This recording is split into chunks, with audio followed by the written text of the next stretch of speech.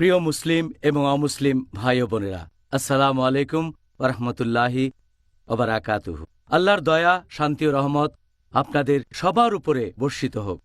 আমাদের এই অনুষ্ঠানটা হবে একটা ইন্টারভিউর সিরিজ আর প্রশ্নোত্তর পর্ব পবিত্র রমজান সম্পর্কে। অনুষ্ঠানের নাম Ramzan, a date with doctor Zakir.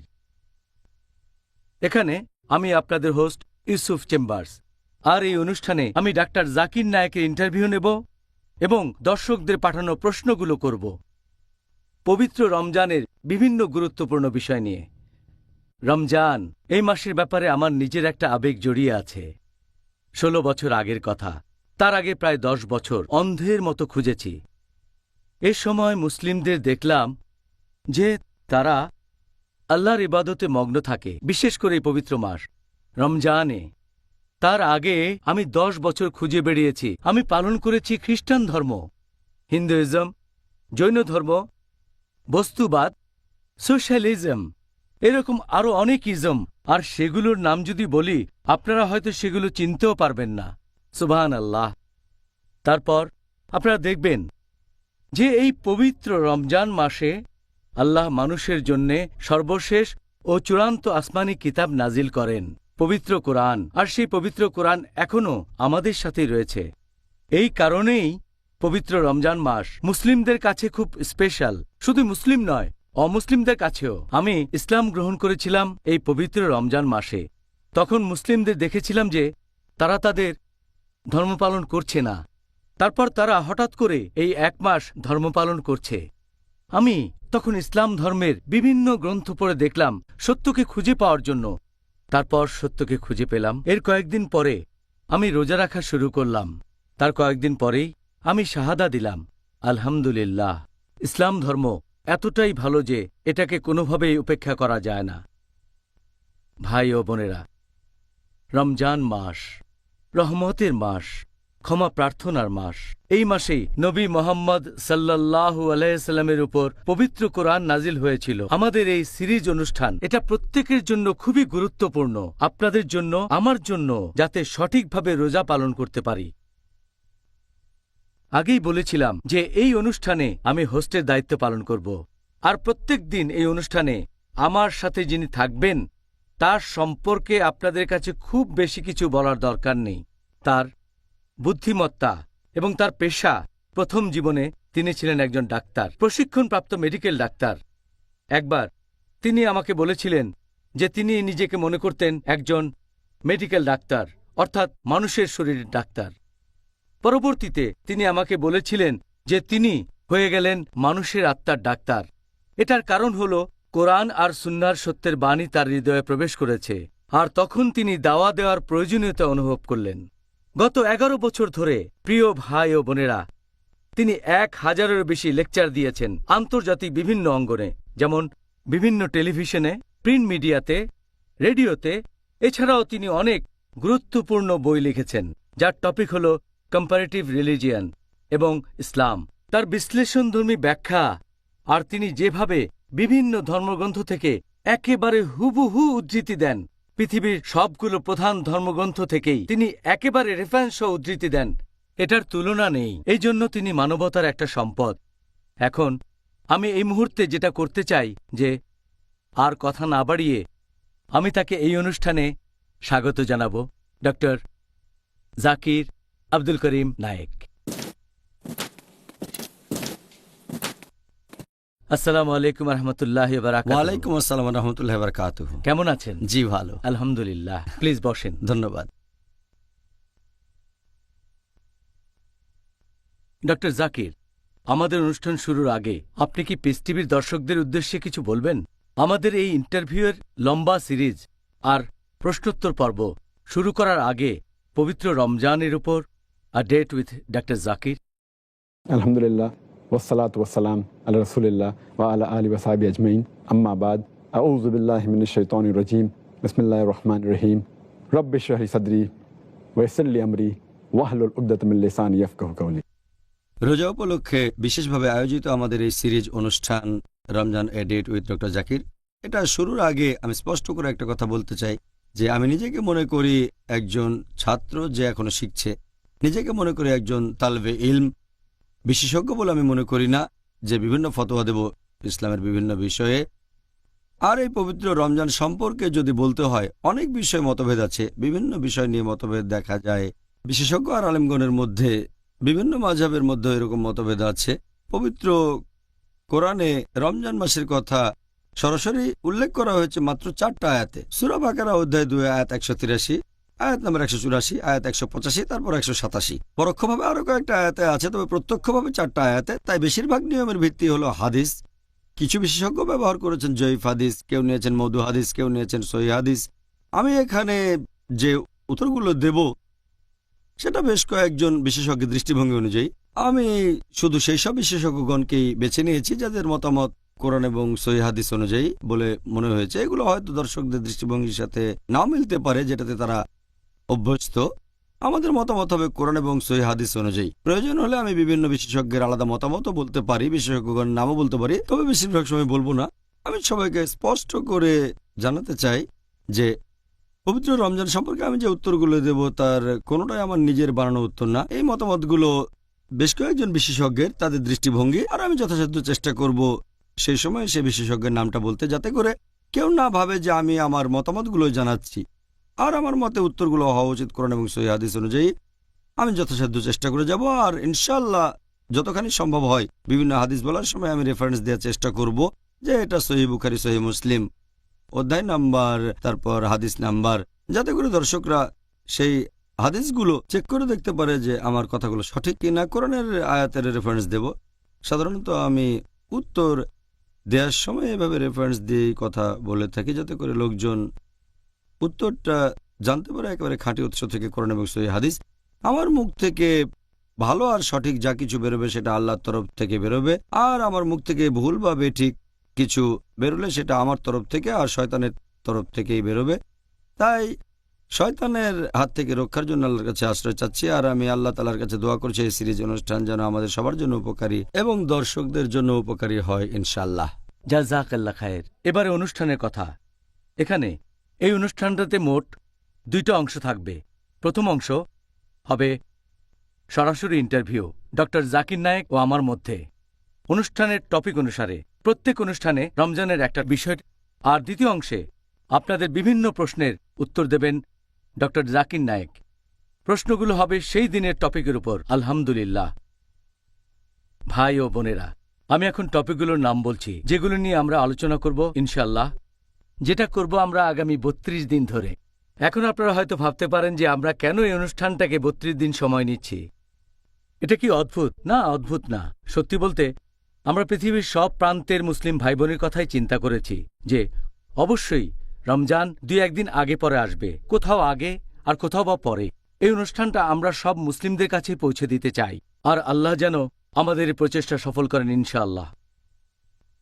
এবারে ভাই ও বোনেরা, আমরা এই অনুষ্ঠানের টপিকগুলো সম্পর্কে জানব। প্রথম দিনে 1 নম্বর টপিক, 1 নম্বর এপিসোড, সেটা হলো রমজান মাসকে স্বাগতম, অর্থাৎ আজ।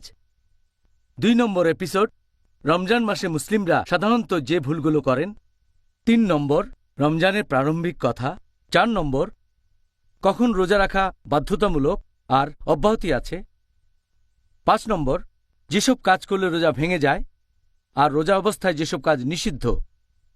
6 নম্বর, রোজার সময় যেসব কাজের অনুমতি আছে। 7 নম্বর, রোজার সময় যেসব কাজ সুপারিশ আর অনুৎসাহিত করা হয়েছে। 8 নম্বর, সেহরি এবং ইফতার।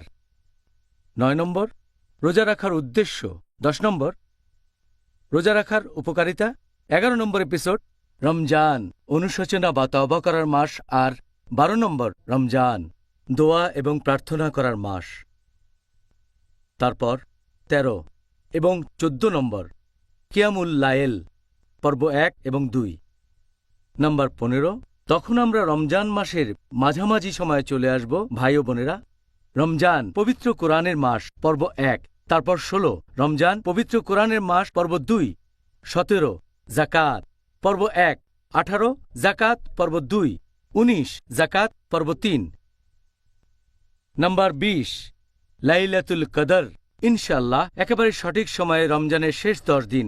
এই সময় থেকে আপনারা এই মঙ্গলময় রাতের সন্ধান করবেন। এরপর নম্বর 21, এতেকাফ। নাম্বার 22, এপিসোড নাম্বার 22, রমজান আত্ম উন্নয়ন ও ইসলাহ দেয়ার মাস পর্ব 1। এরপর নাম্বার 23 এপিসোড, রমজান আত্ম উন্নয়ন এবং ইসলাহ দেয়ার মাস পর্ব 2। এই পর্বটা শেষ হয়ে যাওয়ার পর 24 নম্বর এপিসোড, রমজান আত্ম উন্নয়ন ও ইসলাহ দেয়ার মাস পর্ব 3। এপিসোড নম্বর 25, রমজান আত্ম উন্নয়ন ও ইসলাহ দেয়ার মাস পর্ব 4। এপিসোড নম্বর 26, রমজান মাসে অমুসলিমদের কাছে দাওয়া দেয়া। এপিসোড 27 নম্বর হল কাজা রোজা, ফিদিয়া এবং রোজার কাফফারা। এপিসোড 28 নম্বর হল আকাশে চাঁদ দেখা। এপিসোড 29 নম্বর জাকাত আল ফিতর। এপিসোড 30 নম্বর ঈদ উল ফিতর। তারপর এপিসোড 31 নম্বর হল ঐচ্ছিক রোজা এবং নিষিদ্ধ রোজা। আর সবশেষে আমাদের অনুষ্ঠানের শেষ পর্ব, এপিসোড 32, এই রমজান থেকে পরের রমজান। আমাদের এই অনুষ্ঠানের টপিকগুলো আলোচনা করে ঠিক করেছি আমি আর ডাক্তার জাকির নায়েক। ডাক্তার জাকির, আমাদের আলোচনার এই টপিকগুলো সম্পর্কে আপনি কি বলবেন? আলহামদুলিল্লাহ, আমরা টপিকগুলো যেভাবে বেছে নিয়েছি আর যেভাবে ক্যাটাগরি করেছি, আলহামদুলিল্লাহ বিভিন্ন দিনে, এতে করে দর্শকদের উপকার হবে। রমজান মাসের বিস্তারিত সঠিক সময়ে জানতে পারবেন। এতে আমার জন্য সুবিধা হবে, আরও ভালোভাবে বিভিন্ন প্রশ্নের উত্তর দিতে পারবো, কারণ অনেক সময় এই প্রশ্নের উত্তরগুলো ওভারল্যাপ করতে পারে। সেজন্য আমি খেয়াল রাখবো যাতে করে আমি সেই টপিকের উপরেই বলি যেটা নিয়ে আলোচনা হচ্ছে, আর খেয়াল রাখবো যেন সেই দিনই আমি উত্তরটা বিস্তারিতভাবে দিতে পারি। আর যদি সে ব্যাপারে আগে বলে থাকি তখন হয়তো আমি সংক্ষেপেই উত্তরটা দেব। এখানে আপনারা একটা ব্যাপার দেখবেন যে আমাদের বেশিরভাগ টপিক আমার মতে এগুলো রমজানের বেশ আগে থেকেই শুরু করা উচিত। আবার এমন কিছু টপিক আছে যেগুলো আলোচনা করা যেতে পারে বছরের যে কোনো সময়ে, যেমন ধরেন ঐচ্ছিক রোজা, এটা নিয়ে আলোচনা করা যায় বছরের যে কোনো সময়। আর কিছু টপিক যেমন ইতিকাফ আর লাইলাতুল কদর, এগুলো আলোচনা করা উচিত রমজানের শেষ 10 দিনে, আমরাও সেটা করব ইনশাল্লাহ। আর কিছু টপিক যেমন ঈদ উল ফিতর আলোচনা করা উচিত ঈদের ঠিক আগে। তবে বেশিরভাগ টপিক যেগুলো আলোচনা করব সেটা করা উচিত রমজানের আগে। যেমন ধরেন আমরা আলোচনা করব ইফতার এবং সেহর 8 নম্বর পর্বে। তারপর আলোচনা করব যেসব কাজ করলে একজনের রোজা ভেঙে যায় সেটা 5 নম্বর পর্বে। এদিকে আমরা কিন্তু রোজা রাখা শুরু করব রমজানের প্রথম দিন থেকে, এটার কোনো মানে হয় না। সেজন্য অনুষ্ঠানটা আরও আগে করা উচিত, অন্ততপক্ষে রমজান মাস শুরু হওয়ার 3 বা 4 সপ্তাহ আগে থেকেই। তবে আমি মানছি যে আমরা রমজানের প্রথম দিন থেকেই শুরু করছি, তার কারণ বেশিরভাগ মুসলিম ইসলামিক অনুষ্ঠান দেখে থাকে এই পবিত্র রমজান মাসে, অন্য মাসে বেশি দেখে না। রমজান মাসে মুসলিম দর্শকের সংখ্যা অনেক বেশি হয়ে থাকে, তাই আলহামদুলিল্লাহ পয়লা রমজানই শুরু করাটা ঠিক হয়েছে। তবে এটা আবারও কয়েক মাস পরে দেখানো উচিত, যাতে করে দর্শকরা পরের রমজানের জন্য প্রস্তুত হতে পারেন। মাশাআল্লাহ, এই অনুষ্ঠানের টপিকগুলো ডাক্তার জাকির, এগুলো আপনি নিজে বিভিন্ন যুক্তি আর বৈজ্ঞানিক কারণ দেখিয়ে বেছে নিয়েছেন। আমি একটা পদক্ষেপের বেশ প্রশংসা করব, সেটা হলো অনুষ্ঠানের শুরুতে আমরা একটা পর্ব জুড়ে দিয়েছি রমজান মাসকে স্বাগতম। এটা খুবই লজিক্যাল, কারণ প্রথম দিনে সঠিকভাবে রোজা পালন করার ব্যাপারে সবাই যথেষ্ট মনোযোগী হবে। আশা করি দর্শকদের জন্য পর্বটা যথেষ্ট উপকারী হবে। দ্বিতীয় টপিক, মুসলিমরা এই মাসে সাধারণত যেসব ভুলগুলো করে থাকে, এটা দ্বিতীয় দিনে, তাহলে প্রথম 2 দিনকে হেলথ ওয়ার্নিং বলা যেতে পারে। হ্যাঁ, বলা যায়। আলহামদুলিল্লাহ। আলহামদুলিল্লাহ। এবার আপনাকে প্রশ্ন করা আরম্ভ করি রোজার প্রস্তুতি সম্পর্কে। আমাদের নবী মুহাম্মদ সাল্লাল্লাহু আলাইহি ওয়াসাল্লাম তিনি রমজান মাসকে কিভাবে স্বাগত জানাতেন, রমজান উপলক্ষে কি প্রস্তুতি নিতেন? এরকম একটা হাদিস আছে সহিহ বুখারীতে, খণ্ড নম্বর 3, বুক অব ফাস্টিং, হাদিস নম্বর 1969। আমাদের নবীর স্ত্রী হযরত আয়েশা রাদিয়াল্লাহু আনহা তিনি বলেছেন যে নবী তিনি রমজান মাস ছাড়া অন্য কোনো মাসেই সবগুলো দিন রোজা থাকতেন না, আর অন্যান্য মাসগুলোর মধ্যে শাবান মাসে তিনি সবচেয়ে বেশি রোজা রাখতেন। তাহলে এই হাদিস থেকে আমরা জানতে পারি যে নবী মুহাম্মদ সাল্লাল্লাহু আলাইহি সাল্লাম পবিত্র রমজান মাসকে স্বাগত জানানোর জন্য তার আগের মাসে অন্যান্য মাসের চেয়ে বেশি রোজা রাখতেন, আর সেটা হচ্ছে শাবান মাস। এভাবে আমাদের নবী রমজান মাসের জন্য প্রস্তুতি নিতেন।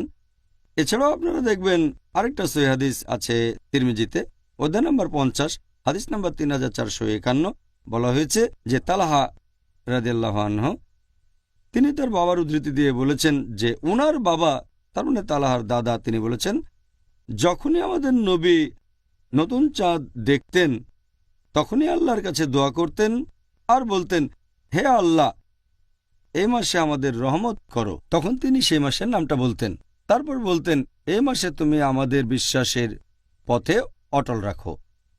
এভাবে আমাদের নবী আল্লাহ সুবহানাহু ওয়া তাআলার কাছে দোয়া করতেন যখনই তিনি নতুন মাসের চাঁদ দেখতেন। শুধু রমজান মাসের নতুন চাঁদ দেখলে যে তিনি এভাবে দোয়া করতেন তা নয়, সব মাসের নতুন চাঁদ দেখলে তিনি এটা করতেন। আর তিনি পবিত্র রমজান মাসে বিশেষভাবে যেটা করতেন সেটা হচ্ছে তিনি এই পবিত্র মাসের আগমনের কথা লোকজনকে জানিয়ে দিতেন। আর এটার উল্লেখ আছে মুসনাদ আহমদে, খণ্ড নম্বর 2, পৃষ্ঠা নম্বর 230, হাদিস নম্বর 7148, যে নবী মুহাম্মদ সাল্লাল্লাহু আলাইহি সাল্লাম তিনি লোকজনকে বলতেন যে তোমরা সবাই শোনো, এই রহমতের মাস এখন তোমাদের সামনে, আর আল্লাহ সুবহানাহু ওয়া তাআলা আদেশ দিয়েছেন যে এই মাসে তোমরা রোজা রাখবে, আর বেহেশতের দরজা এই পবিত্র মাসে খোলা থাকবে, দোজখের দরজা বন্ধ হয়ে যাবে, শয়তানের সময় শেকলে বাঁধা থাকবে। আর এই পবিত্র মাসে একটা রাত থাকবে যেটা 1000 মাসের চেয়েও অনেক উত্তম। যদি কেউ এই মাসে আল্লাহ সুবহানাহু ওয়া তাআলার রহমত থেকে বঞ্চিত হয়ে যায়, সে আসলে একজন হতভাগ্য। তাহলে এখানে আমরা জানতে পারলাম যে নবী মুহাম্মদ সাল্লাল্লাহু আলাইহি সাল্লাম কিভাবে এই মাসকে স্বাগত জানাতেন। তিনি তখন লোকজনের কাছে এই পবিত্র মাস আগমনের সুসংবাদটা পৌঁছে দিতেন। মাশাআল্লাহ। এবার আপনার কাছে পরের প্রশ্নটা হচ্ছে, রমজান মাস কাছাকাছি আসলে তখন আমাদের কি করা উচিত? প্রথমে আমরা যেটা করব সেটা হলো আমরা আল্লাহ তাআলাকে ধন্যবাদ জানাবো যে আমরা আরও একবার এই আশীর্বাদের রমজান মাসকে আমাদের সামনে পাচ্ছি। আমরা আল্লাহকে ধন্যবাদ জানাবো তার দয়ার জন্য, আর এ মাসে আমরা ক্ষমা প্রার্থনা করব যাতে করে আমাদের অতীতের সব গুনাহ মাফ করা হয়। আমরা আল্লাহ তাআলাকে ধন্যবাদ জানাবো তিনি যে নিয়ামতগুলো দিয়েছেন, সেজন্য যে রহমত দিয়েছেন, যে ভালোবাসা দিয়েছেন, এটা সবচেয়ে সেরা মাস। আর আল্লাহ তাআলা পবিত্র কোরআনে বলেছেন, সূরা বাকারা অধ্যায় নম্বর 2, আয়াত নম্বর 185, বলা হয়েছে, শাহরু রমজান আল্লাযী উনজিলা ফীহিল কুরআন হুদাল লিন-নাস ওয়া বায়্যিনাতিন মিনাল হুদা ওয়াল ফুরকান। যার অর্থ হলো এই রমজান মাসেই পবিত্র কোরআন অবতীর্ণ হয়েছে মানুষজাতির পথের দিশারি হিসেবে, সৎপথের স্পষ্ট নিদর্শন এবং সত্য আর মিথ্যার পার্থক্যকারী রূপে। এছাড়াও আল্লাহ তাআলা পবিত্র কোরআনে বলেছেন, সূরা বাকারা অধ্যায় নম্বর 2, আয়াত নম্বর 183, আল্লাহ বলেছেন, ইয়া আইয়ুহাল্লাযীনা আমানু, হে মুমিনগণ, কুতিবা আলাইকুমুস সিয়াম কামা কুতিবা আলাল লাযীনা মিন ক্বাবলিকুম লাআল্লাকুম তাত্তাকুন। অর্থাৎ হে মুমিনগণ, তোমাদের জন্য সিয়ামের বিধান দেওয়া হলো যেমন বিধান তোমাদের পূর্ববর্তীগণকে দেওয়া হয়েছিল, যাতে করে তোমরা শিখতে পারো আত্মসংযম। এখানে আরবি শব্দটা হলো তাত্তাকুন। এটা তাকওয়ার সমার্থক, যাতে করে তোমরা আল্লাহ তাআলাকে মেনে চলো, যাতে শিখতে পারো ধার্মিকতা, শিখতে পারো ন্যায়নিষ্ঠতা। তাহলে এই মাসে একজন মানুষ আরও বেশি ন্যায়নিষ্ঠ হতে পারে। এই পবিত্র মাসে আমাদের তাকওয়া সর্বোচ্চ স্তরে থাকতে পারে। আর এই রমজান মাসকে বলা যায় আমাদের জন্য একটা অ্যানুয়াল ট্রেনিং। এটাকে বলা যায় আমাদের শরীরের এক ধরনের সার্ভিসিং। আমরা জানি যে কিভাবে বিভিন্ন যন্ত্রপাতি আর মেশিনারির সার্ভিসিং করা হয়, হয়তো 3 মাসে একবার বা বছরে একবার। এখন আপনি এভাবে বলতে পারেন যে মানুষের শরীরটা পৃথিবীর মধ্যে সবচেয়ে সেরা যন্ত্র, তাহলে তো এই যন্ত্রেরও সার্ভিসিং দরকার হয়। আর রমজান হলো মানুষের শরীরের অ্যানুয়াল সার্ভিসিংয়ের মাস। এই হলো মানুষ জাতির জন্য আধ্যাত্মিক আর নৈতিক ট্রেনিংয়ের মাস। এভাবে আমাদের শরীর, মন এবং আত্মা বিশুদ্ধ হয়ে যাচ্ছে। এই পবিত্র মাসে আমরা আমাদের তাকওয়া বাড়াতে পারি, আমাদের ধৈর্য বাড়াতে পারি, পবিত্র কোরআন থেকে বিভিন্ন উপকারিতা আর দিক নির্দেশনা পেতে পারি। সুবহানাল্লাহ, জাযাকাল্লাহ খায়ের। সুন্দর বলেছেন। পরের প্রশ্ন, রমজান মাস কাছাকাছি আসলে আমাদের যে কাজগুলো করা উচিত সে ব্যাপারে আপনি পিস টিভি দর্শকদের কি উপদেশ দেবেন? আমি উপদেশ দেব যে প্রত্যেক মুসলিম পুরুষ বা নারী এই রমজান মাসে এই ব্যাপারে দৃঢ় সিদ্ধান্ত নেবে যে তারা এই আশীর্বাদের মাসে রমজান মাসে প্রতিটা দিনই রোজা রাখবে। আর আমরা চেষ্টা করব যাতে এই মাসের সব উপকারিতা নেওয়া যায়। এই আশীর্বাদের মাসে আমরা একটা মিনিটও তুচ্ছ বা সামান্য কাজে ব্যয় করব না। এই মাসে আমরা যতটা পারি আল্লাহ সুবহানাহু ওয়া তাআলাকে স্মরণ করব। আমরা তার কাছে দয়া ভিক্ষা করব, তার কাছে ক্ষমা প্রার্থনা করব। আমরা চেষ্টা করব যাতে তার ভালোবাসা পেতে পারি। আর এই সময়ে বাড়ানোর চেষ্টা করব আমাদের ধার্মিকতা, আমাদের ন্যায়নিষ্ঠতা, আমাদের ধৈর্য। আর আমাদের নবী মুহাম্মদ সাল্লাল্লাহু আলাইহি ওয়াসাল্লাম বলেছেন, সহিহ বুখারী খণ্ড নম্বর 3 বুক অব ফাস্টিং হাদিস নম্বর 1903, আমাদের নবী মুহাম্মদ সাল্লাল্লাহু আলাইহি ওয়াসাল্লাম বলেছেন, যদি কেউ মিথ্যে কাজ আর মিথ্যে কথা থেকে বিরত না থাকে, আল্লাহ সুবহানাহু ওয়া তাআলা তার খাদ্য গ্রহণ বা পানীয় গ্রহণ থেকে বিরত থাকাটাও দেখবেন না। তার মানে যদি কোনো লোক মিথ্যে কাজ এবং মিথ্যে কথা বলা বাদ না দেয়, আল্লাহ তাহলে তার পানাহারে বিরত থাকাটাকে কোনো গুরুত্ব দেবেন না। তার মানে আপনার রোজাটা গ্রহণযোগ্য হবে না যদি না মিথ্যে কাজ আর মিথ্যে কথা থেকে বিরত থাকেন। আমাদের প্রিয় নবী মুহাম্মদ সাল্লাল্লাহু আলাইহি ওয়াসাল্লাম তিনি আরও বলেছেন, এটাও একটা সহিহ হাদিস যেটা উল্লেখ করা হয়েছে মুসনাদ আহমদে খণ্ড নম্বর 2 পৃষ্ঠা নম্বর 230, হাদিস নাম্বার 7148। এই হাদিসটা এছাড়াও আছে সুনান আল নিসাইতে অধ্যায় নম্বর 5 হাদিস নাম্বার 2106। সেখানে আমাদের নবী মুহাম্মদ সাল্লাল্লাহু আলাইহি ওয়াসাল্লাম বলেছেন, সবাই শোনো, রহমতের মাস রমজান তোমাদের সামনে। আল্লাহ তাআলা আদেশ দিয়েছেন যে এই মাসে তোমরা রোজা রাখবে আর বেহেশতের দরজা খোলা অবস্থায় থাকবে এই পবিত্র মাসে এবং দোজখের দরজা বন্ধ থাকবে। শয়তান এই সময়ে শেকলে বাঁধা থাকবে। এই মাসে একটা রাত আছে যেটা 1000 মাসের চেয়েও অনেক উত্তম। যদি কেউ এই মাসে আল্লাহর রহমত থেকে বঞ্চিত হয়, সে আসলে একজন হতভাগ্য। তাই আমাদের মনস্থির করতে হবে যে আমরা এই মাসের উপকারিতাগুলো সব নেব। আমাদের নবী মুহাম্মদ সাল্লাল্লাহু আলাইহি ওয়াসাল্লাম বলেছেন, এটার উল্লেখ আছে সহিহ বুখারীতে খণ্ড নম্বর 3 বুক অব ফাস্টিং হাদিস নাম্বার 1901। আমাদের নবী মুহাম্মদ সাল্লাল্লাহু আলাইহি ওয়াসাল্লাম বলেছেন যে যদি কেউ এই মাসে রোজা পালন করে বিশ্বাসের সাথে এবং আল্লাহর কাছ থেকে পুরস্কার পাওয়ার জন্য, তার অতীতের সব গুনাহ ক্ষমা করা হবে।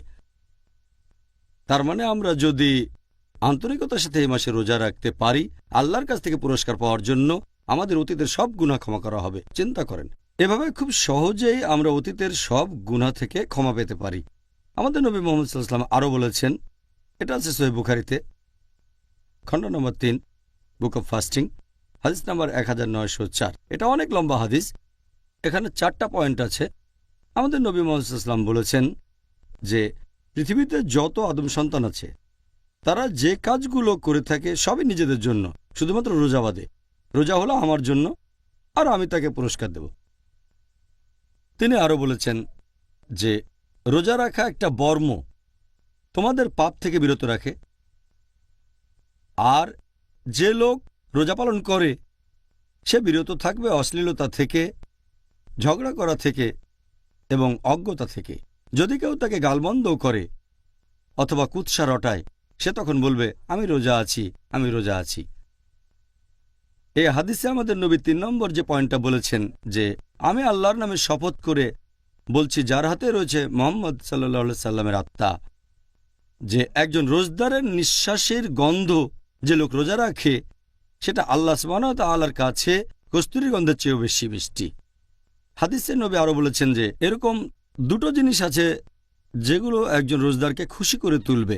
প্রথমটা হচ্ছে যখন সে রোজা ভাঙবে, আর দ্বিতীয়টা হচ্ছে যখন সে মুখোমুখি হবে আল্লাহ সুবহানাহু ওয়া তাআলার।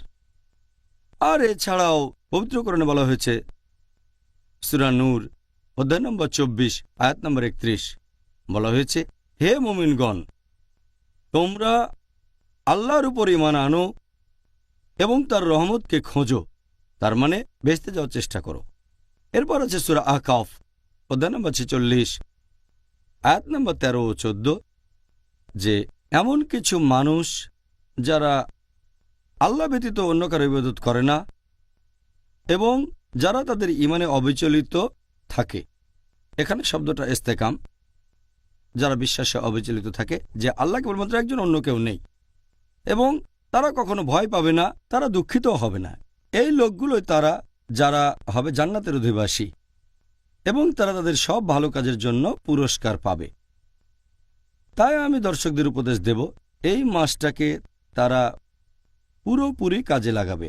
এ সময় তুচ্ছ জাগতিক ব্যাপারে সময় নষ্ট করবে না, সময় ব্যয় করবে আল্লাহ তাআলার ইবাদত করে, আল্লাহকে স্মরণ করে এবং তার কাছে ক্ষমা প্রার্থনা করে। মাশাআল্লাহ।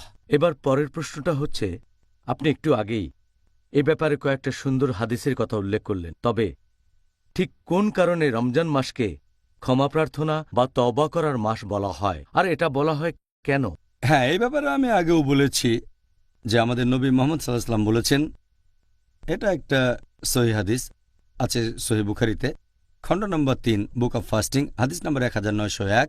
আমাদের নবী মুহাম্মদ সাল্লাল্লাহু আলাইহি ওয়াসাল্লাম বলেছেন, যদি কেউ পবিত্র রমজান মাসে রোজা রাখে সঠিক নিয়তের সাথে, ঈমানের সাথে, আল্লাহ সুবহানাহু ওয়া তাআলার কাছ থেকে পুরস্কার লাভের আশায়, তার অতীতের সব গুনাহ ক্ষমা করা হবে। এই কথাটা আবারও বলা হয়েছে মুসনাদ আহমেদে, খণ্ড নম্বর 3 হাদিস নম্বর 11524। সেখানে বলা হয়েছে, যদি কোনো লোক এই পবিত্র রমজান মাসে রোজা রাখে সঠিক নিয়তের সাথে, আল্লাহ সুবহানাহু ওয়া তাআলার কাছ থেকে পুরস্কার লাভের আশায়, তার অতীতের সব গুনাহ ক্ষমা করে দেয়া হবে। এছাড়া আর উল্লেখ আছে, এটা আছে সহিহ মুসলিমে, খণ্ড নম্বর 1 হাদিস নম্বর 450।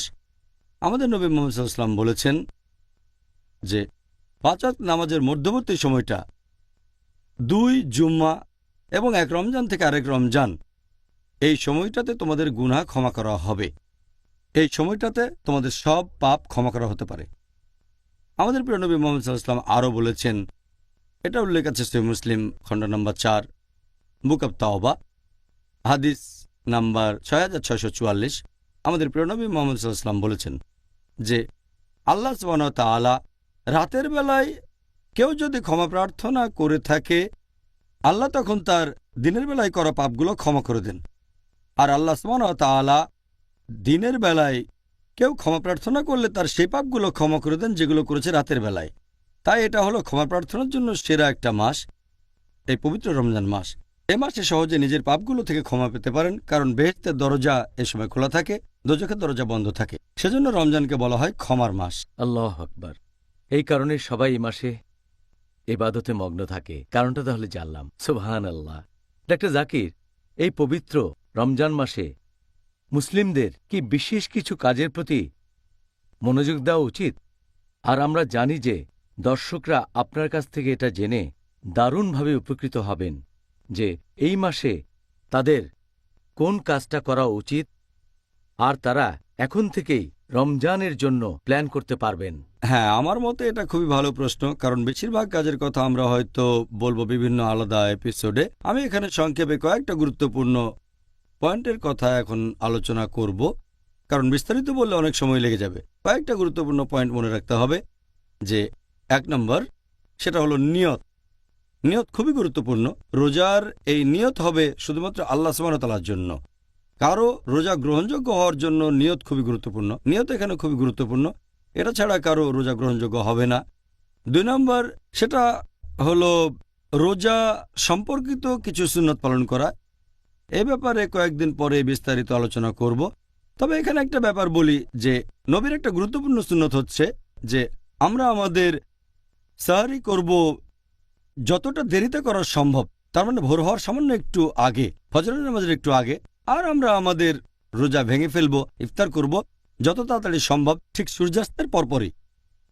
এছাড়াও এই রহমতের মাসে আমরা খুব সাবধানে থাকব, সেই সব কাজগুলো থেকে বিরত থাকব যে কাজগুলো নিষিদ্ধ, যেগুলো হারাম, আর যেসব কাজ মাকরু, এটা আমাদের জন্য সুবর্ণ সুযোগ। যদি কোনো লোকের এমন কোনো অভ্যেস থাকে যেটা শরিয়ার বিরুদ্ধে হতে পারে, যেটা হারাম কাজ অথবা মাকরু কাজ, রমজান এসব কাজ থেকে বিরত থাকা শ্রেষ্ঠ সময়। এই অভ্যেসটা থেকে যাবে আর ইনশাআল্লাহ হয়তো সারা জীবন সেই খারাপ কাজ থেকে বিরত থাকবেন। যেমন ধরেন একজন লোক, সে হয়তো অ্যালকোহল পানে অভ্যস্ত। যদি অ্যালকোহল পান থেকে বিরত থাকেন সূর্যোদয় থেকে শুরু করে সূর্যাস্ত পর্যন্ত, সে তাহলে মদ থেকে বিরত থাকতে পারবে বাকি জীবনটাও। একইভাবে আমরা চেষ্টা করব সেসব কাজ থেকে বিরত থাকতে যে কাজগুলো মাকরু। যেমন ধরেন দাঁড়িয়ে পানি পান করা মাকরু। যদি এমন অভ্যাস থাকে তাহলে একটু চেষ্টা করবেন যেন রমজান মাসে আপনি বসে পানি পান করবেন। এটা আমাদের নবীর সুন্নত। তাহলে আপনারা এই মাসে বিভিন্ন রকম হারাম কাজ থেকে বিরত থাকতে পারেন, যে কাজটা হয়তো আপনি করতেন, অথবা কোনো মাকরু কাজ। এছাড়াও এই পবিত্র রমজান মাসে আপনি আমাদের নবী মুহাম্মদ সাল্লাল্লাহু আলাইহি সাল্লামের বিভিন্ন সুন্নত প্রয়োগ করতে পারেন আপনার দৈনন্দিন জীবনে। যেমন ধরেন হয়তো দাড়ি রাখলেন, অনেক মুসলিমই দাড়ি রাখে না। এটা সুন্দর মাস যখন নবীর সুন্নতগুলো মেনে চলতে পারেন। এছাড়াও নবীর সুন্নত বিভিন্ন রকম দোয়া, যখন বাসার ভেতরে ঢুকবেন, টয়লেট থেকে বের হবেন, তারপর কোনো কিছুতে ভ্রমণ করার সময়ে যে দোয়া করবেন, সুবহানাল্লাযী সাকলানা হাযা ওয়া কুন্না লাহু মুকরিনিন ওয়া ইন্না রাব্বিনা মুনকালিবুন। তাহলে এটা বেশ ভালো সময়। এই সময় যত বেশি সম্ভব নবীর সুন্নত পালন করে চলবেন যাতে সরল পথে থাকতে পারেন। এটা খুবই সুন্দর মাস। এ সময়ে আপনারা চেষ্টা করবেন নামাজ আদায় করার জন্য। শুধুমাত্র 5 ওয়াক্তের নামাজ নয়, এগুলো তো ফরজ, এছাড়াও বেশি করে নফল আর সুন্নত পড়ার চেষ্টা করে যাবেন। যদি জামাতে নামাজ পড়ার অভ্যেস না থাকে তাহলে জামাতে নামাজ পড়বেন, আর যত বেশি সম্ভব মসজিদে যান নামাজের জন্য। এ মাসে আপনারা চেষ্টা করবেন যেন তারাবি মিস না করেন। অনেকে মনে করে, আর কথাও সত্য যে এটা সুন্নত, তবে অনেকে মনে করে যেহেতু এটা সুন্নত তাই মিস করা যেতে পারে। তারাবি খুবই গুরুত্বপূর্ণ একটা সুন্নত, যদিও এটা ফরজ না। তারপরও মুসলিমদের এটা করা উচিত যে যতখানি সম্ভব তারা তারাবির নামাজ পড়বে, কারণ এখানে অনেক রহমত। তাহলে তারাবি অনেক গুরুত্বপূর্ণ, মুসলিমদের এটা মিস করা উচিত না। আর যখন তারাবির নামাজ পড়ব, আমাদের অনেকেই খুব তাড়াতাড়ি করে নামাজ পড়ে, কারণ আমরা কোরআন খতম দিতে চাই। আমাদের অনেকে তারাবির নামাজ পড়ে 100 মাইল স্পিডে একেবারে। আমরা তারাবির নামাজ পড়ব ধৈর্যের সাথে, মাঝারি গতির সাথে, যাতে লোকজন বুঝতে পারে আল্লাহ আমাদের কি আদেশ দিয়েছেন। আর যদি সময় থাকে, যদি সম্ভব হয়, আমাদের ইতেকাফ করা উচিত শেষ 10 দিন। আর ইতেকাফের সময় আমরা মানুষজনের সাথে বেশি মেলামেশা করব না। অনেকে ইতেকাফের সময় মানুষের সাথে মেলামেশা করে থাকে, এতে করে ইতেকাফের উদ্দেশ্যটা পূর্ণ হয় না। এছাড়াও আমরা এই মাসে বেশি করে দোয়া করব, বেশি করে প্রার্থনা করব। এটা হলো দোয়া করার মাস। আর বেশি করে জিকির করব, আল্লাহ তাআলাকে বেশি করে স্মরণ করব এবং তার ইবাদত করব। এই পবিত্র রমজান মাসে আমরা যত বেশি সম্ভব কোরআন শরীফ পড়ব। আর কোরআন আরবিতে পড়ার পাশাপাশি যদি আপনি আরবি ভাষা জানেন তাহলে কোনো সমস্যা নেই। যদি আরবি না জানেন তাহলে সেই ভাষায় পবিত্র কোরআনের কোনো অনুবাদ পড়েন যে ভাষাটা সবচেয়ে ভালো বোঝেন। যদি ইংরেজি ভালো বোঝেন ইংরেজিতে পড়েন, উর্দু ভালো বুঝলে উর্দুতে পড়েন, যেটা ভালো বোঝেন সে ভাষায় অনুবাদ পড়েন। তবে কোরআন পাঠ করার সময় এই জন্য অবশ্যই সওয়াব পাবেন। এ সময় কোরআনের অনুবাদটাও পড়তে হবে যাতে করে আল্লাহ সুবহানাহু ওয়া তাআলার নির্দেশগুলো প্রয়োগ করতে পারেন। যদি সম্ভব হয় প্রতি 7 দিনে একবার কোরআন পাঠ করেন, অথবা প্রত্যেক দিন অন্তত 1 পারা কোরআন পড়েন, তাহলে এই রমজান মাসে অন্ততপক্ষে একবার পবিত্র কোরআন খতম দিতে পারবেন। এই মাসে যত বেশি সম্ভব আপনারা হাদিস পাঠ করবেন, তবে খেয়াল রাখবেন যেন সহিহ হাদিস পাঠ করেন। আর হাদিসের উপরে সবচেয়ে ভালো গ্রন্থ হচ্ছে সহিহ আল বুখারী, তারপর সহিহ মুসলিম। অন্যান্য কুতুবে সিত্তাও পড়ে দেখতে পারেন, তবে যেন সহিহ হয়। এছাড়াও নবী মুহাম্মদ সাল্লাল্লাহু আলাইহি ওয়াসাল্লামের জীবনের উপরে বই পড়েন। এরপর দেখবেন যদি আপনারা জাকাত না দেন তাহলে জাকাত আদায় করবেন, কারণ এটা বাধ্যতামূলক দান। প্রত্যেক ধনী লোক যাদের সঞ্চয় নিসাব লেভেলের উপরে 85 গ্রাম স্বর্ণের চেয়ে বেশি, তাহলে সে তার সঞ্চয় থেকে 2.5% প্রতি হিজরি বছরে জাকাত হিসেবে দান করবে, জাকাত দেবেন। আর অনেক মানুষ তারা সঠিকভাবে জাকাতের হিসেব করে না, এখানে খেয়াল রাখবেন যাতে জাকাতটা সঠিকভাবে হিসাব করেন, আর কম দেওয়ার চেয়ে বেশি দেওয়াটা অনেক বেশি ভালো। তাই সঠিকভাবে হিসাব করেন, খেয়াল রাখবেন যেন জাকাত দেয়া হয়। এই রমজান মাস হচ্ছে উদারতার মাস, এটা সাদকার মাস। এই মাসে বেশি বেশি দান করবেন আপনারা। আর এটা ছাড়াও আপনাদের খেয়াল রাখতে হবে যে এই পবিত্র মাসে আমরা হাসি খুশি থাকব। মুসলিমদের অনেকেই এ সময় দেখায় ম্লান, দেখায় মনমরা। আমরা এই সময় হাসি খুশি থাকব আর আমাদের পরিবারকে বেশি করে সময় দেব। অনেক সময় পরিবারকে অবহেলা করি, এ সময় খেয়াল রাখবো যাতে পরিবারকে বেশি সময় দিতে পারি আর এই সবগুলো কাজ করতে পারি একসাথে। এছাড়াও আমরা হুসনে সুলুক করব অন্যান্য লোকজনের সাথে। তার মানে এ সময় অন্য মানুষের সাথে কথা বলবো আমরা দয়ার সাথে, ভালোবাসা দিয়ে, যত্নের সাথে। যদি তারা কোনো ভুল করে তাহলে ক্ষমা করে দেব, যেহেতু এটা ক্ষমার মাস। আপনি কারো কাছে ভুল করে থাকলে তার কাছে ক্ষমা চাইবেন। আশেপাশের মানুষের সাথে মেলামেশা করবেন ভালোবাসা আর যত্নের সাথে। এছাড়াও করব তাফাক্কুর, তার মানে বিভিন্ন জিনিস বিবেচনা করা। খেয়াল রাখবেন যেন রমজান মাস নিয়ে আপনার প্ল্যানটা সঠিক হয়। আর খেয়াল রাখবেন যেন সময় নষ্ট না করেন, 1 মিনিটও না, এমনকি সেকেন্ডও না। এটা হলো অর্জন করার মাস। আর এছাড়াও এই রমজান হলো আত্মোন্নয়নের জন্য সবচেয়ে সেরা মাস। এছাড়াও আমরা চেষ্টা করব যেন এই মাসে ইসলাহ দিতে পারি অন্যান্য মুসলিম ভাই বোনদের কাছে। এটা দাওয়া দেওয়ার জন্য সেরা মাস, তার মানে অমুসলিমদের কাছে ইসলামের বাণী পৌঁছে দেয়া। তাই আমি মুসলিম ভাই বোনদের অনুরোধ করব যে আপনারা সঠিকভাবে এই মাসের প্ল্যানটা করবেন আর খেয়াল রাখবেন যেন এই মাসের প্রত্যেকটা সেকেন্ডকে কাজে লাগাতে পারেন। আমিন। ডক্টর জাকির, তাহলে এই রমজান মাস হলো আমাদের জন্য একটা সুযোগ। এই মাসে আমরা অনেক সুযোগ পেতে পারি। এখন আমাদের এই কাজগুলো আল্লাহ তাআলার কাছে গ্রহণযোগ্য হতে গেলে তার শর্তগুলো কি কি? এখানে প্রধান দুটো শর্ত হচ্ছে, 1 নম্বর সেটা নিয়ত। এটা করবেন শুধু আল্লাহর জন্য, অন্য কারোর জন্য না। আপনারা যে কাজগুলো করবেন সেগুলো করবেন শুধু আল্লাহর জন্য, অন্য কারোর জন্য না। এটা খুবই গুরুত্বপূর্ণ। এই শর্ত পূরণ না হলে সব কাজই বিফলে চলে যাবে। আল্লাহ সুবহানাহু ওয়া তাআলা পবিত্র কোরআনে বলেছেন, সূরা বাইয়িনা অধ্যায় নম্বর 98 আয়াত নম্বর 5, বলা হয়েছে যে তোমরা শুধুমাত্র আল্লাহ সুবহানাহু ওয়া তাআলার ইবাদত করবে। এটা করবে শুধু তার জন্য, অন্য কারোর জন্য না। এছাড়া উল্লেখ করা আছে সূরা ইনসান অধ্যায় নম্বর 76 9 নম্বর আয়াত, বলা হয়েছে যে তোমাদের আহার দিয়েছি আল্লাহর সন্তুষ্টি লাভের জন্য, যাতে আল্লাহ সুবহানাহু ওয়া তাআলা খুশি হন। আমরা তোমাদের নিকট থেকে কোনো পুরস্কারও চাই না, কোনো প্রতিদানও চায় না। তার মানে যদি কাউকে খাওয়ান, সেটা করেছেন আল্লাহর সন্তুষ্টি লাভের জন্য, সেটার বদলে কোনো রকম পুরস্কার অথবা প্রতিদান আশা করেননি। এটা খুবই গুরুত্বপূর্ণ ব্যাপার। মনে রাখবেন, আপনার সব কাজ হবে আল্লাহর সন্তুষ্টি লাভের জন্য। এটা খুবই গুরুত্বপূর্ণ ব্যাপার। এছাড়াও আরও উল্লেখ আছে পবিত্র কোরআনে সূরা শুরা অধ্যায় নম্বর 42 আয়াত নম্বর 20, যদি কেউ আখিরাতের ফসল কামনা করে কোনো কাজ করে থাকে, আল্লাহ সুবহানাহু ওয়া তাআলা তার পুরস্কার আখিরাতের ফসল বহুগুণে বর্ধিত করে দেন। আর যদি কেউ দুনিয়ার ফসল কামনা করে কোনো কাজ করে থাকে, দুনিয়ার আশা করে, আল্লাহ তার জন্য দুনিয়ায় কিছু দেবেন, কিন্তু আখিরাতে তার জন্য কিছু থাকবে না। আল্লাহ এই কথা আবারও বলেছেন সূরা হুদ অধ্যায় নম্বর 11 আয়াত 15 ও 16, যে যদি কেউ পৃথিবীর জীবন আর তার শোভা কামনা করে অথবা কোনো কাজ করে এই দুনিয়ার খাতিরে, আর এই পৃথিবীর জৌলুস কামনা করে, আল্লাহ সুবহানাহু ওয়া তাআলা এই দুনিয়ায় তাকে কিছু দেবেন, কিন্তু আখিরাতে তার জন্য কিছুই থাকবে না, শুধুমাত্র আগুন ছাড়া।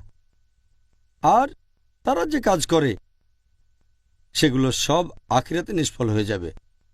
সেজন্য যাই করেন সেটা হবে আল্লাহ সুবহানাহু ওয়া তাআলার জন্য। আর ইসলাম ধর্মের দ্বিতীয় খলিফা হযরত ওমর রাদিয়াল্লাহু আনহু, এটার উল্লেখ আছে সহিহ বুখারীতে খণ্ড নম্বর 1 হাদিস নম্বর 1। হযরত ওমর রাদিয়াল্লাহু আনহু তিনি বলেছেন যে আমাদের নবী মুহাম্মদ সাল্লাল্লাহু আলাইহি ওয়াসাল্লাম বলেছেন, ইন্নামাল আমালু বিন্নিয়া, যার অর্থ তোমাদের কাজের বিচার হবে তোমাদের নিয়ত দিয়ে। আমাদের নবী আরও বলেছেন যে তোমাদের সব কাজের ভিত্তি হলো নিয়ত। যদি কেউ হিজরত করে আল্লাহ এবং রাসূলের জন্য, তাহলে সেটা আল্লাহ আর তার রাসূলের জন্য। আর যদি কেউ হিজরত করে, দেশ ত্যাগ করে জাগতিক সুবিধার জন্য অথবা বিয়ের জন্য, তাহলে সেটা করেছে জাগতিক সুবিধার বিয়ের জন্য। তাই নিয়ত খুবই গুরুত্বপূর্ণ। আর এই কথাটা আরও আছে অন্য আরেকটা হাদিসে, আছে সহিহ মুসলিমে, খণ্ড নম্বর 4, হাদিস নম্বর 7114। বলা হয়েছে যে আমাদের প্রিয় নবী মুহাম্মদ সাল্লাল্লাহু আলাইহি ওয়াসাল্লাম বলেছেন যে আল্লাহ সুবহানাহু ওয়া তাআলা বলেছেন যে আমি একাই স্বয়ং সম্পূর্ণ, আমার কোনো সাহায্যকারীর প্রয়োজন নেই। যদি কেউ কোনো কাজ করে অন্যের জন্য পাশাপাশি আমার জন্য, আমি সেটা ত্যাগ করি, কারণ এখানে সে অন্য কাউকে শরিক করেছে। তার মানে কিছু অংশ করেছে আল্লাহর জন্য আর কিছু অংশ অন্যের জন্য। এরকম করতে পারবেন না, করবেন শুধুমাত্র আল্লাহ সুবহানাহু ওয়া তাআলার জন্য, শুধুমাত্র তার জন্য, আর কারোর জন্য না। আল্লাহ তাআলা তার সাথে কাউকে শরিক করাকে পছন্দ করেন না। এটা গুরুত্বপূর্ণ, এটা একটা বেসিক ব্যাপার। আর সেটা হলো নিয়ত। কোনো কাজ গ্রহণযোগ্য হবে এজন্য দ্বিতীয় যে শর্তটা, সেটা হলো আমরা যে কাজ করব সেগুলো হবে শরিয়া অনুযায়ী, সেটা হবে আল্লাহ এবং রাসূলের নির্দেশ অনুযায়ী, সেগুলো হবে কোরআনের শিক্ষা অনুযায়ী এবং নবী মুহাম্মদ সাল্লাল্লাহু আলাইহি ওয়াসাল্লামের শিক্ষা অনুযায়ী। এটা আছে সহিহ মুসলিমে, খণ্ড নম্বর 3, হাদিস নম্বর 4267। আমাদের প্রিয় নবী মুহাম্মদ সাল্লাল্লাহু আলাইহি ওয়াসাল্লাম বলেছেন যে যদি তোমার কাজগুলো আমাদের পথ অনুযায়ী না হয়, ইসলাম ধর্ম অনুযায়ী না হয়ে থাকে, কোরআন ও সহিহ হাদিস অনুযায়ী না হয়, তাহলে সেটা বাতিল করা হয়। তার মানে আপনার কাজ গ্রহণযোগ্য হতে গেলে সেটা কোরআন ও সহিহ হাদিস অনুযায়ী হতে হবে। আর এটার উল্লেখ আছে আরেকটা সহিহ হাদিসে, আবু দাউদ, খণ্ড নম্বর 3, হাদিস নম্বর 4950। আমাদের প্রিয় নবী মুহাম্মদ সাল্লাল্লাহু আলাইহি ওয়াসাল্লাম বলেছেন যে তিনি লোকজনকে বলতেন, আমার দৃষ্টান্ত অনুসরণ করো আর খোলাফায়ে রাশিদিনের দৃষ্টান্ত। তার মানে সঠিকভাবে নির্দেশিত খলিফাগণ, যদি তাদের অনুসরণ করেন, তাদের আঁকড়ে ধরেন একেবারে শক্ত করে, তার মানে কঠোরভাবে মেনে চলেন আমাদের নবীর সুন্নত, আমার সুন্নত, নবী বলেছেন তার সুন্নত, তার পথ, আর খোলাফায়ে রাশিদিনের দেখানো পথ, মানে সঠিকভাবে নির্দেশিত খলিফাগণ। কোনো কাজ গ্রহণযোগ্য হতে গেলে নিয়ত হবে শুধুমাত্র আল্লাহ সুবহানাহু ওয়া তাআলার জন্য, আর সেটা হবে শরিয়া অনুযায়ী, কোরআন সুন্নাহ অনুযায়ী। সুবহানাল্লাহ, আপনি খুব সুন্দর উত্তর দিয়েছেন, ধন্যবাদ। আলহামদুলিল্লাহ। আমরা অনুষ্ঠানের শুরুতেই আপনাদের বলেছিলাম যদি হাতে সময় থাকে তাহলে আপনাদের পাঠানো বেশ কিছু প্রশ্নের উত্তর দেব, যেগুলো টপিকের সাথে প্রাসঙ্গিক। আজকে হাতে কিছু সময় আছে, তাহলে ডাক্তার জাকির, যে মানুষজন সাধারণত একটা কথা বলে রমজান মাসকে স্বাগত জানায়, রমজান মোবারক, কিছু মানুষ বলে এটা বিদা, আবার কেউ বলে এটা সুন্নত, এই ব্যাপারে আপনি কি বলবেন? কোনো মাসকে স্বাগত জানানো ভালো, আলহামদুলিল্লাহ। আর আমাদের নবী সবসময় লোকজনকে জানিয়ে দিতেন এই মাসের ব্যাপারে। এ ব্যাপারে আমি আগেও বলেছি যে আমাদের নবী মুহাম্মদ সাল্লাল্লাহু আলাইহি ওয়াসাল্লাম, এটার উল্লেখ আছে মুসনাদ আহমদ, খণ্ড নম্বর 2, পৃষ্ঠা নম্বর 230, হাদিস নম্বর 7148। এছাড়াও এই হাদিসটা আছে সুনান আল নিসায়ে, অধ্যায় নম্বর 5, হাদিস নম্বর 2106, যে আমাদের নবী মুহাম্মদ সাল্লাল্লাহু আলাইহি ওয়াসাল্লাম রমজান মাসের আগমনের কথা সবসময় লোকজনকে জানিয়ে দিতেন যে রমজান মাস সামনে। আমাদের নবী সে সময় লোকজনের উদ্দেশ্যে বলতেন, সবাই শোনো, রহমতের মাস রমজান এখন তোমাদের সামনে, আর আল্লাহ সুবহানাহু ওয়া তাআলা তোমাদের আদেশ দিয়েছেন যে তোমরা এই মাসে রোজা রাখবে।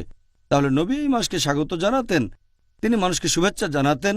একইভাবে আজকে যদি আপনি শুভেচ্ছা জানান, নবী বলতেন রহমতের মাস তোমাদের সামনে। যদি কেউ বলে রমজান মোবারক, এই রমজান মোবারক কথাটা ভারতীয় উপমহাদেশে বেশি ব্যবহার করা হয়। ভারতীয়রা বলে, পাকিস্তানিরা বলে, কারণ এই শব্দ মুবারক, বারকা হলো একটা আরবি শব্দ, বারকা মানে আশীর্বাদ, আর এই মাসটা আসলে রহমতের মাস। কিন্তু ভারতীয় আর পাকিস্তানিরা যখন এই মোবারক শব্দটা বলে, তারা এটা বলে অভিনন্দন জানানোর জন্য। কেউ পরীক্ষায় পাশ করলে উর্দুতে তাকে মোবারক দেওয়া হয়, এটা কিন্তু এসেছে আরবি শব্দ বারকা থেকে। তাই রমজান মাস আসলে তারা বলে রমজান মোবারক, তার মানে এটা হলো আশীর্বাদের মাস, অথবা এক ধরনের অভিনন্দন জানানো, অন্যকে শুভেচ্ছা জানানো যে রহমতের মাস আমাদের সামনে। তাই আমার মতে এটা বিদা নয়, একটা মাসকে স্বাগত জানানো যায়। এটা ভালো যে এই মাসকে আশীর্বাদের মাস বলছেন আর অন্য মানুষকে জানিয়ে দিচ্ছেন, তাদের বলছেন যে এই মাসে অনেক আশীর্বাদ পেতে পারেন। তাই আমার মতে এটা বিদা নয়। তবে কিভাবে শুভেচ্ছা জানাচ্ছেন, যেভাবে বলছেন, সেটা হলো মুবাহ, তার মানে ঐচ্ছিক। ভারতীয় উপমহাদেশে আমরা সাধারণত বলে থাকি রমজান মুবারক, মধ্যপ্রাচ্যের দেশগুলোতে বলে থাকি রমজান করিম। এই সবগুলো কথাই আসলে ভালো। পবিত্র মাস, আশীর্বাদের মাস অথবা ক্ষমাশীলতার মাস, এখানে কিভাবে বলবেন সেটা আপনার ব্যাপার। তবে আমাদের নবী মুহাম্মদ সাল্লাল্লাহু আলাইহি সাল্লাম তখন লোকজনদের বলতেন, সবাই শোনো, রহমতের মাস রমজান তোমাদের সামনে। আমার মতে লোকজন সবাইকে শুভেচ্ছা জানাবে, সবাইকে মনে করিয়ে দেবে এই রহমতের মাসের ব্যাপারে। মাশাআল্লাহ, জাযাকাল্লাহ খায়ের ডক্টর জাকির নায়েক। এটাই আজকের অনুষ্ঠানের শেষ প্রশ্ন। হাতে আর সময় নেই, তা না হলে আমরা পিস টিভির দর্শকদের কাছ থেকে পাওয়া সবগুলো প্রশ্নের উত্তর দিতে পারতাম। ভাই ও বোনেরা, জাযাকাল্লাহ খায়ের। আশা করি আপনারাও ডক্টর জাকির নায়েকের উত্তরগুলো উপভোগ করেছেন। আজকের টপিক ছিল রমজান মাসকে স্বাগতম। আগামীকাল আলোচনার টপিক রমজান মাসে মুসলিমরা সাধারণত যে ভুলগুলো করে থাকে। আগামীকাল আবার দেখা হবে। আসসালামু আলাইকুম ওয়া রাহমাতুল্লাহি ওয়া বারাকাতুহু।